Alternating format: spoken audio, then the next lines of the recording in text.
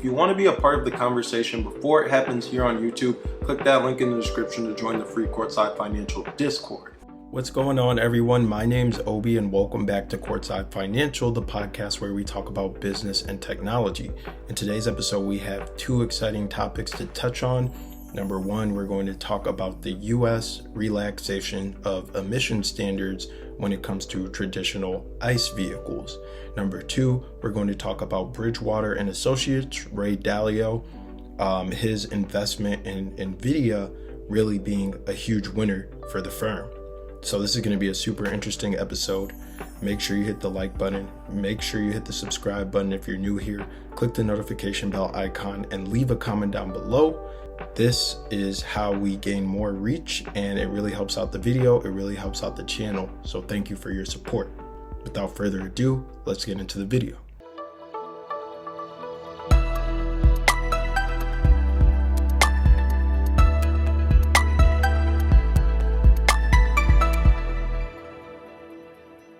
Our first topic delves into the complex world of emissions in America as it pertains to the automotive industry. It seems like a tale of contradictions, doesn't it? On one hand, it seems like there's this push to move towards newer, cleaner energy, but on the other hand, we're relaxing the barriers that are keeping us where we're at instead of moving forward. So what's with the apparent regression? So let's unpack this a little bit. The US, known historically as a powerhouse in innovation, and it is a powerhouse in innovation, seems to be lagging behind China when it comes to electric vehicles. Now, Tesla is one of the golden children here, and the pioneer, so we'll never take that away from the industry or from America, I should say. So the reversal in regular emissions is definitely raising some eyebrows, though, especially when juxtaposed with the global trend towards sustainability. But why the resistance? Well, our narrative suggests that it boils down to economics.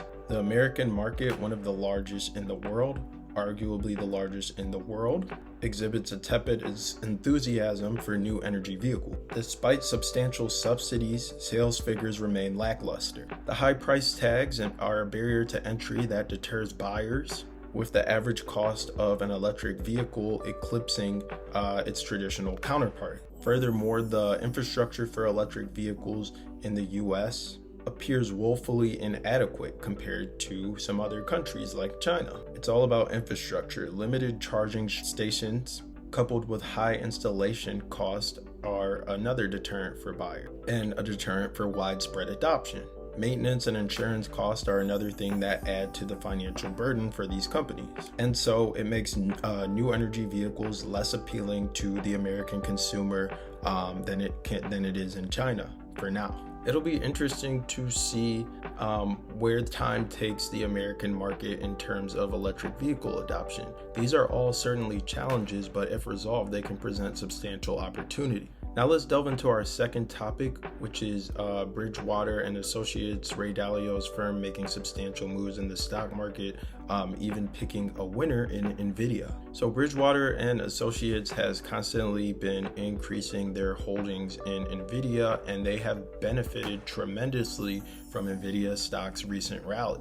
As Nvidia continues its upward trajectory, Bridgewater Associates seems poised to capitalize on their investment. Bridgewater Associates is also invested in NIO, I should say, for those of you who aren't familiar, and NIO also leverages Nvidia as one of its partners for redefining the future of mobility. Since 2014, NIO has been collaborating with Nvidia on initially its infotainment systems, but now even software-defined vehicles and automated driving features. Notably, NIO's forthcoming 2024 models will all feature the Nvidia Orin X chip, and the ADAM centralized computing platform is going to be leveraging these chips. These models will integrate 4 Nvidia Orin X chips each, bringing it to a remarkable computing power of over 1,000 TOPS. I think it's 1,016 to be exact. This strategic move for NIO to leverage Nvidia underscores the symbiotic relationship between technological innovation and investment strategy, something that, we kind of mark our channel after, the relationship between business and technology. That's what we say at the beginning of every video. But it's worth noting the most recent update between Bridgewater and Associates and NIO is that Bridgewater has sold off a significant portion of its NIO shares. Now, I'm going to kind of go through this really quickly just so you can understand where they're at, but it's worth noting that they're still bullish on NIO. So in Q4 2023, they sold 11.5% of their shares. That was minus 341,000 shares.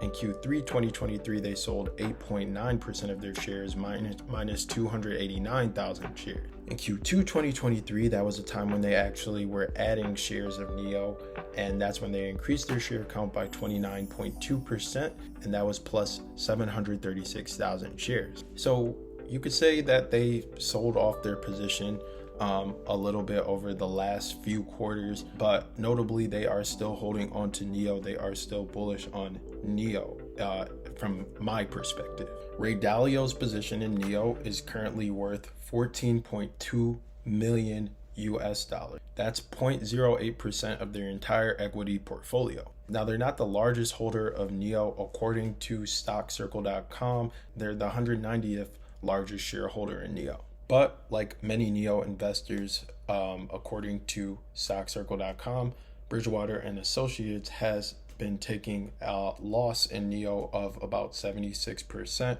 with their average estimated purchase price being $59.7 million. It hasn't been a great year for NIO.